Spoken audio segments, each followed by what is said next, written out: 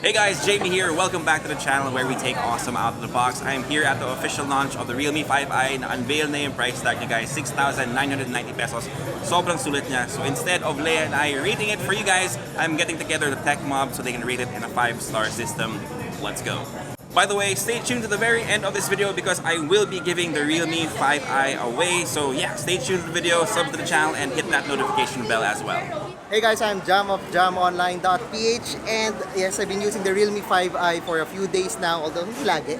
But the Realme 5i for me, I think nasa 4 out of 5. It's not a perfect smartphone for me. I mean, I like the design ngayon na ganito may pattern siya sa likod and some texture. Although it's still plastic for me.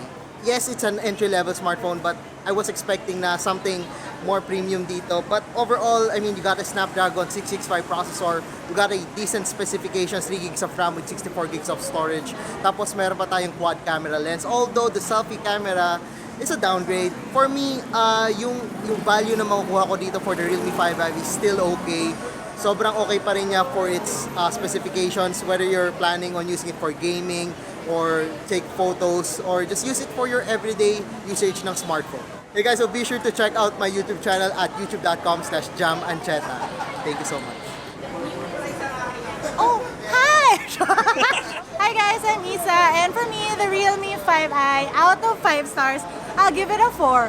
One, because so pretty yung back. I love that it doesn't smudge. It's great value for money. For a budget device, it's a great overall phone.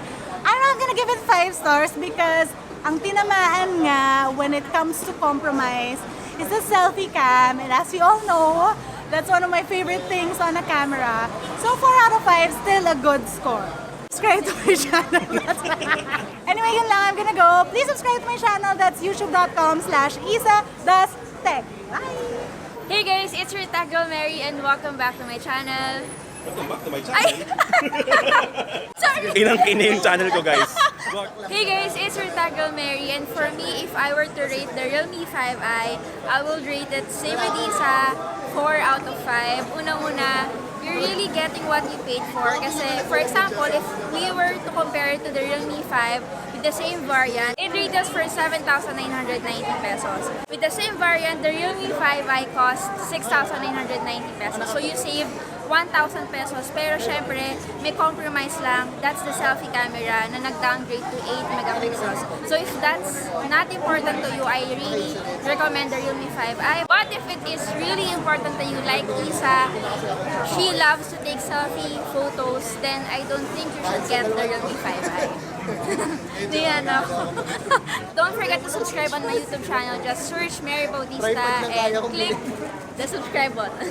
Hey guys, Jen here of GadgetPilipinas.net. If there's one rate na bibigay ko kay Realme 5i, that would be 5 out of 5. Well, one, of course, is yung presyo, 6,990. It gives us, of course, yung pinaka-presyo na lahat na nandun si Realme, no? And with Realme 5i, you get big screen, you can shoot videos at 4K 30 frames per second, you get 5,000 milliampere battery, and an impressive na processor. So, that's it for me.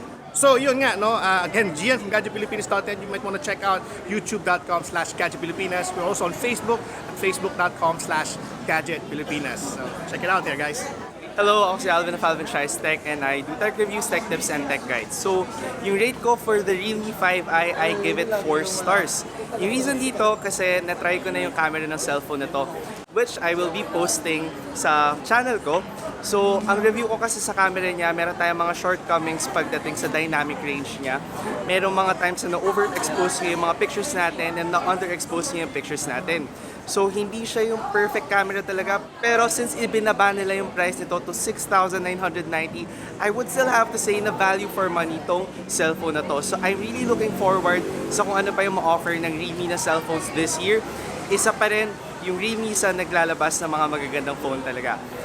Again, ako si Alvin of AlvinTriesTech. Subscribe to my channel.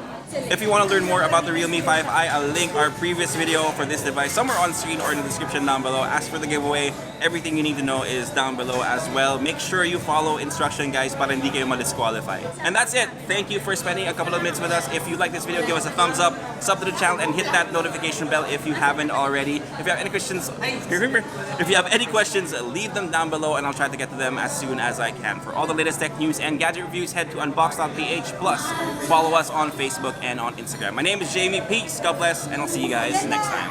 Guys, may giveaway din sila. Inaayos sila ngayon. So make sure you follow them on Instagram. Tapos, since ilang kinimeri yung channel ko, ang tinig ko na si Jason. So,